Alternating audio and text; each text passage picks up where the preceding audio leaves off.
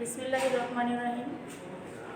সুপ্রিয় শিক্ষার্থীবৃন্দ, Saidur Rahman Memorial online school প্রোগ্রামে কিছুদিন বিরতির পর আবারও আজকের ক্লাসে তোমাদের অনেক অনেক প্রীতি ও শুভেচ্ছা। আমি মার্জিয়া খানম বাংলা প্রথম পত্র নিয়ে এসেছি তোমাদের সামনে। আমি আজকে এই ক্লাসে একটি গদ্য নিয়ে আলোচনা করব। গদ্যটি আমাদের সিলেবাসের অন্তর্ভুক্ত। সাহিত্যের রূপ ও লিখেছেন এটি মূলত একটি প্রবন্ধ গ্রন্থ আমরা বলতে পারি। আসলে সাহিত্য কি এবং সাহিত্যের রূপ ও রীতি। সাহিত্য হচ্ছে একটি সামগ্রিক বিষয়। সাহিত্য বিশাল পরিধির একটি বিষয়, সামগ্রিক একটি বিষয়। এখানে বিভিন্ন বিষয় যেমন কবিতা, তারপরে গল্প, নাটক, উপন্যাস, প্রবন্ধ ইত্যাদি বিভিন্ন বিষয় নিয়ে আলোচনা করা হয়। এই যে বিভিন্ন বিষয় এর একটি সম্মিলিত রূপ বা পরিচিতি, এটা হচ্ছে আমাদের সাহিত্য। এবং এই যে সাহিত্যের বিভিন্ন শাখা প্রশাখাসমূহ রয়েছে, এই শাখা প্রশাখাসমূহ কীভাবে নির্মাণ করা হয়েছে, নির্মাণ কৌশল বা এর যে ভিন্ন ভিন্ন শাখা, সেই সম্পর্কে আমাদের যে সুনির্দিষ্ট ধারণা, স্পষ্ট যে জানার বিষয়গুলো আমরা জানতে পারি, সেটা হচ্ছে মূলত বিভিন্ন রূপ ও রীতি। তো সাহিত্যের রূপ ও রীতির লেখক হায়াত মাহমুদ, এ সম্পর্কে আমি তোমাদের কিছু বলে নিই।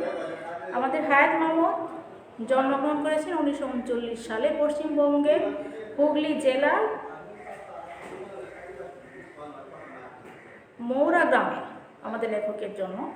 হায়াত মাহমুদ 1956 সালে ঢাকার সেন্ট গ্রেগরিজ উচ্চ বিদ্যালয় থেকে প্রবেশিকা পরীক্ষায় উত্তীর্ণ হন।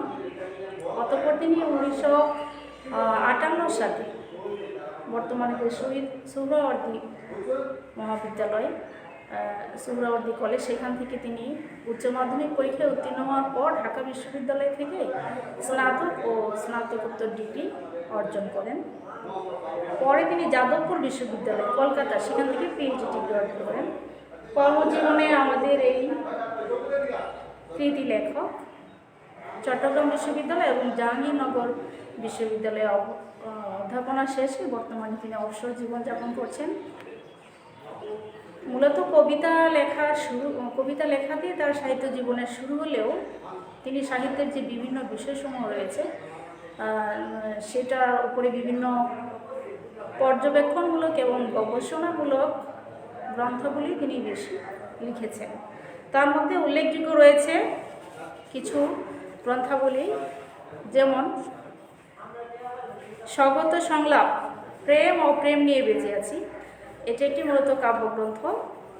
রবীন্দ্রনাথের কিশোর জীবনী, নজরুল ইসলামের কিশোর জীবনী, প্রতিভার খেলা, বাঙালি বলিয়া লজ্জা নাই, বাংলা লেখার নিয়মকানুন, যে বইটির কথা না বললেই নয়, বাংলা লেখার নিয়মকানুন হায়াত মাহমুদের একটি অত্যন্ত ফলপ্রসূ গ্রন্থ। অর্থাৎ ফলপ্রসূ বলছি আমি এই জন্যই যে এখান থেকে বাংলা লেখার যে বিভিন্ন নিয়মকানুন সমূহ রয়েছে, এটা আমরা অত্যন্ত সহজভাবে আয়ত্ত করতে পারি। আমি ব্যক্তিগত জীবনে কলেজে পড়ার সময় এই লেখকের এই বইটির সাথে আমার পরিচয় হয়। এই বইটি আমার একজন শিক্ষক আমরা যারা কলেজ স্টুডেন্ট ছিলাম তাদেরকে তিনি ওই স্যারের কাছ থেকে সরাসরি সরবরাহ করেছিলেন। আমার প্রিয় শিক্ষার্থীবৃন্দ, যারা এই স্কুল প্রোগ্রামের সাথে জড়িত রয়েছে, আসলে বাংলা ভাষাটা একটা সমৃদ্ধ একটা ভাষা, অত্যন্ত সমৃদ্ধ একটা ভাষা। এই ভাষা সম্পর্কে সুনির্দিষ্টভাবে, স্পষ্ট এবং সঠিকভাবে কিছু জানতে হলে, লিখতে হলে আমাদেরকে বাংলা ভাষার যে কিছু নিয়মকানুন, বাংলা লেখার নিয়মকানুন, শব্দ ও বানান রীতি, এটা শিখতে হলে এই বইটি আমাদের জন্য অত্যন্ত সহায়ক একটি বই।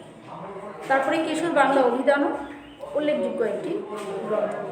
সাহিত্য ক্ষেত্রে গুরুত্বপূর্ণ অবদানের জন্য বাংলা একাডেমি পুরস্কার তিনি লাভ করেছেন। তো আমাদের এই যে সাহিত্যের রূপ ও রীতি প্রবন্ধ, এই প্রবন্ধের লেখক কবিতা, তারপরে নাটক, ছোট গল্প, উপন্যাস, কবিতা, নাটক, ছোট গল্প, উপন্যাস এবং প্রবন্ধ এই বিষয়গুলি নিয়ে আলোচনা করেছেন। আমাদের লেখক এই বিষয়গুলি নিয়ে আলোচনা করেছেন এবং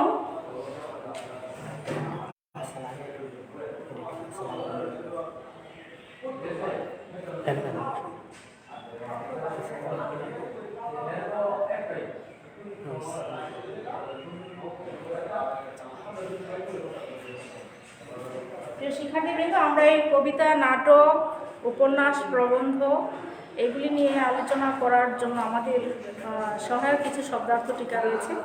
আমি মূলত আজকের ক্লাসে তোমাদের সাথে শব্দার্থ টিকা নিয়ে কিছু আলোচনা করব। এর জন্য আমাদের পাঠ্য বইটি লাগবে। তোমরা যারা আমার সাথে এই প্রোগ্রামে সম্পৃক্ত রয়েছে, আশা করি তোমাদের পাশে বইটি রয়েছে। সাহিত্যের রূপরীতি প্রবন্ধে প্রথমে মেঘনাদ বধ কাব্য, যার কথা না বললেই নয়, বাংলা সাহিত্যের প্রথম এবং একমাত্র সার্থক মহাকাব্য। এটি রচয়িতা আমাদের কবি মাইকেল মধুসূদন দত্ত। এটি একটি আধুনিক বাংলা মহাকাব্য। রামায়ণ প্রাচীন ভারতবর্ষে রচিত অন্য আরেকটি মহাকাব্য।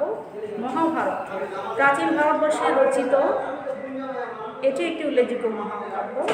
এই মহাকাব্যে সম্পর্কে বলা হয়েছে, মহাকাব্য সম্পর্কে বলা হয়েছে যা নিয়ে ভারতে, তা নিয়ে ভারত, অর্থাৎ ভারতবর্ষের কোথাও নেই এমন সকল ঘটনাসমূহ এই মহাকাব্যে স্থান লাভ করেছে। লঙ্কাদ্বীপ হচ্ছে সিংহল দ্বীপ, বর্তমানে এটা শ্রীলঙ্কা। অতুল প্রসাদ সেন তিনি একজন বিখ্যাত কৃতি লেখক। ব্যারিস্টারি পাশ করে স্বাধীনভাবে তিনি ওকালতি করেছেন এবং সঙ্গীত রচনায় বাঙালি সংস্কৃত জগতে এই অতুল প্রসাদ সেন চিরস্মরণীয় হয়ে আছে। তার ভক্তিগীতি আর দেশাত্মবোধক গান অদ্যাবধি অত্যন্ত জনপ্রিয়। অরূপ রতন রবীন্দ্রনাথের সাংকেতিক একটি নাটক। H.G. Wells তিনি অন্য আরেকজন কৃতি লেখক। তিনি ইংরেজি ঔপন্যাসিক, সাংবাদিক এবং বৈজ্ঞানিক কল্পকাহিনীর স্রষ্টা। একাঙ্কিকা এক অঙ্ক বিশিষ্ট নাটক। এডগার অ্যালান পো তিনি একজন কৃতি লেখক, আমেরিকার কবি, গল্পকার এবং সমালোচক। অ্যারিস্টটল খ্রিস্টপূর্ব সময়ে তার জন্ম। গ্রিক দার্শনিক, বিজ্ঞানী ও সাহিত্য সমালোচক হিসাবে তিনি সমৃদ্ধ ছিলেন, সুপরিচিত ছিলেন এবং তিনি ছিলেন দার্শনিক প্লেটোর শিষ্য। কপালকুণ্ডলা ঊনবিংশ শতাব্দীর অন্যতম শ্রেষ্ঠ ঔপন্যাসিক বঙ্কিমচন্দ্র চট্টোপাধ্যায়ের একটি বিখ্যাত উপন্যাস। আর এই উপন্যাসের নামকরণ করা হয়েছে উপন্যাসের কেন্দ্রীয় চরিত্র নায়িকার নামে।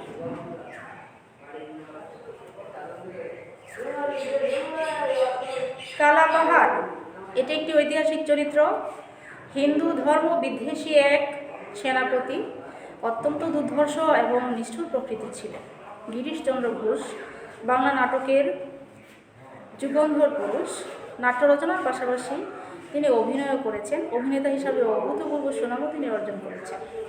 চন্দ্রগুপ্ত প্রাচীন ভারতবর্ষের এক বিখ্যাত নৃপতি। তার রাজত্বকাল ছিল 320 থেকে 330 খ্রিস্টাব্দ। তিনি কবি ও নাট্যকার দ্বিজেন্দ্রলাল রায়ের বিখ্যাত নাটক চন্দ্রগুপ্ত, এবং এই চন্দ্রগুপ্ত নাটকটি প্রকাশিত হয় 1911 সালে। কত সালে? সুপ্রিয় শিক্ষার্থী, চন্দ্রগুপ্তের প্রকাশকাল 1911। চন্দ্রগুপ্ত একটি বিখ্যাত নাটক।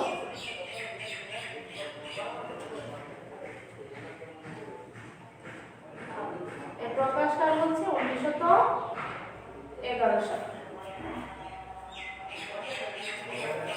চন্দ্রশেখর বঙ্কিমচন্দ্র চট্টোপাধ্যায়ের অন্য একটি উপন্যাস জনা, একটি পৌরাণিক নাটক। ডাকঘর রবি ঠাকুর রচিত নাটক। তারাশঙ্কর বন্দ্যোপাধ্যায় আমাদের আধুনিক বাংলা সাহিত্যের অন্য আরেকজন বিখ্যাত ঔপন্যাসিক ও গল্পকার। দ্বিজেন্দ্রলাল রায় কবি, নাট্যকার ও সঙ্গীত রচয়িতা। কবি, নাট্যকার, একই সাথে সঙ্গীত রচয়িতা। শাহজাহান চন্দ্রগুপ্ত তার জনপ্রিয় নাটক মিত্র। বাংলা সাহিত্যের যুগস্রষ্টা লেখক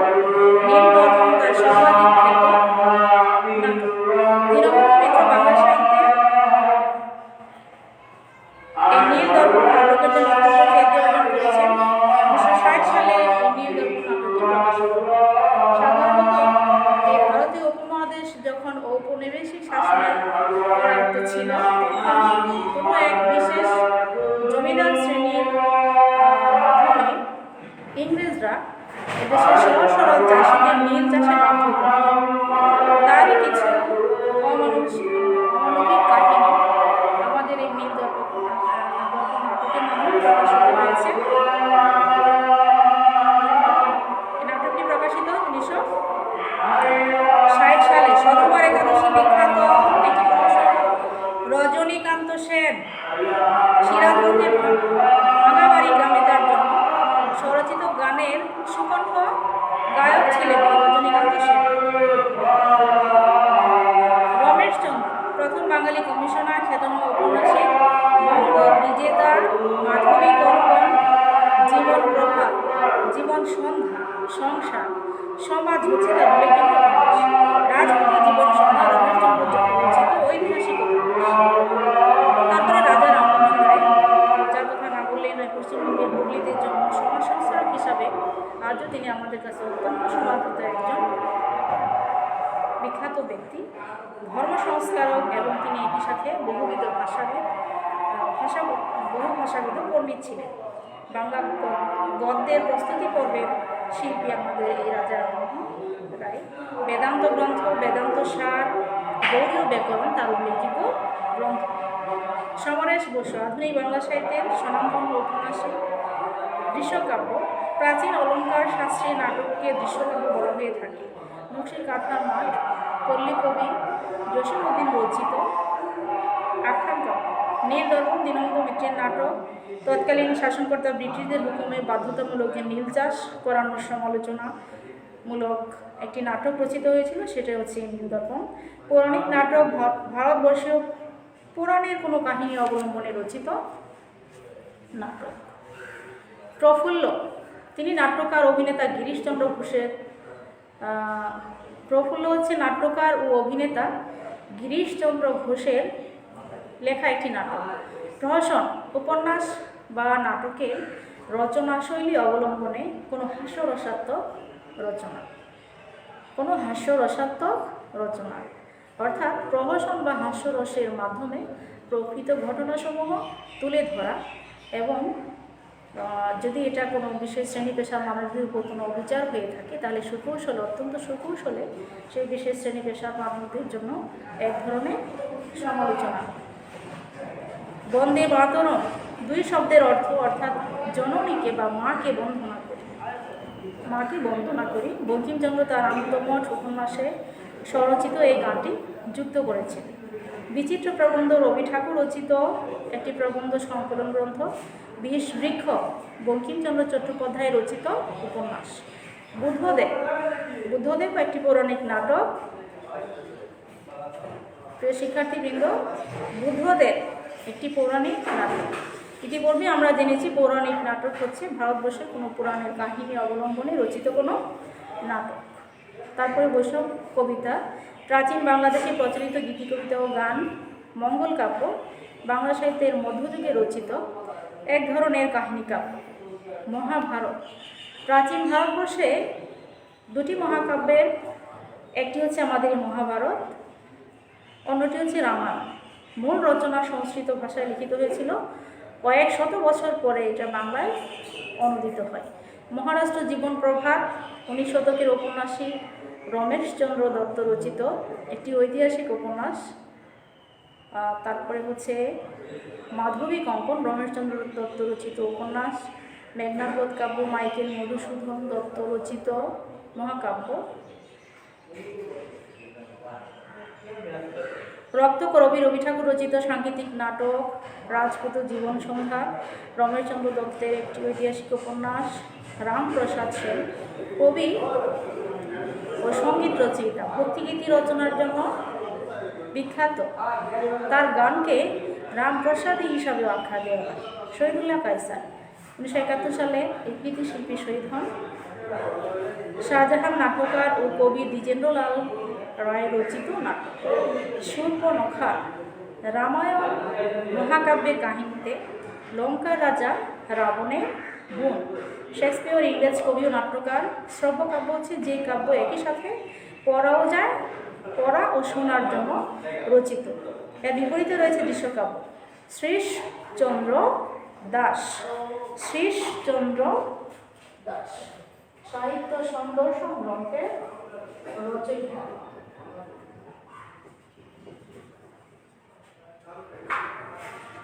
শ্রীশচন্দ্র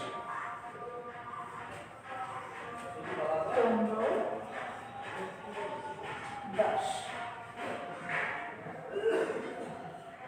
সাহিত্য সন্দর্শন।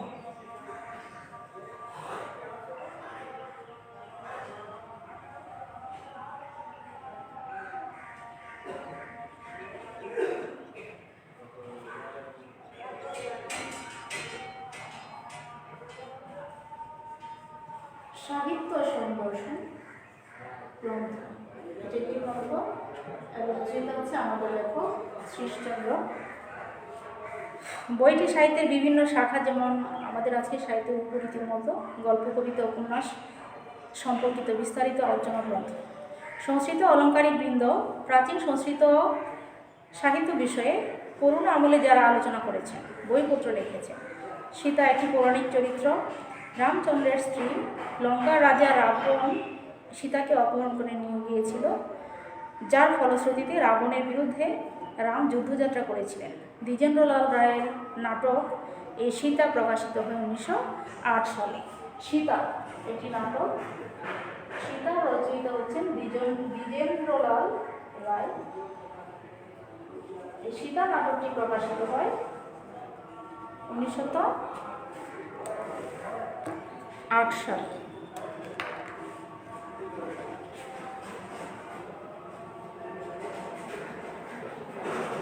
সীতা একটি নাটক।